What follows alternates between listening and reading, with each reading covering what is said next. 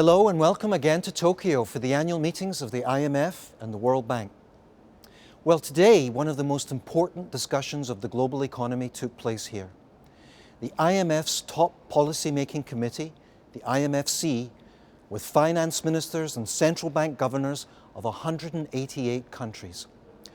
Their main message, reflected in the communiqué, was A. Concern that global growth has decelerated and substantial risks and uncertainties remain. B. Key policy steps have been announced and now it's time for implementation. It's time for action. In the press conference that followed with the chair of the IMFC, Minister Tharman of Singapore, and Christine Lagarde of the IMF, these messages were reinforced. In terms of the overall outcome of the meetings, Madame Lagarde pointed to three things. One, the increased focus on policy implementation, with fiscal policy appropriately calibrated to be as growth-friendly and as job-friendly as possible.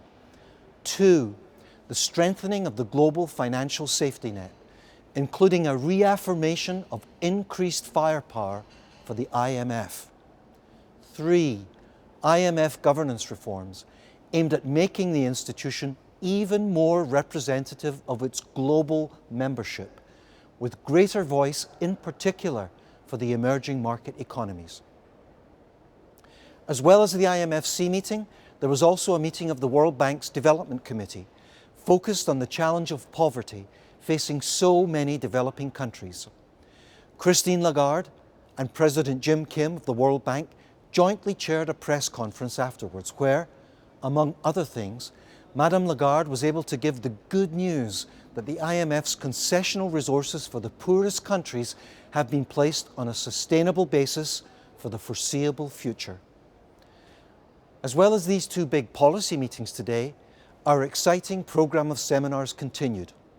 Highlights included a discussion on the Eurozone, moderated by the IMF's first Deputy Managing Director, David Lipton, and another one focused on Asia, moderated by CNBC's Maria Bartiromo. All of this took place against the ongoing backdrop of interactions and discussions among over 14,000 people attending these meetings, from civil society to the private sector to government.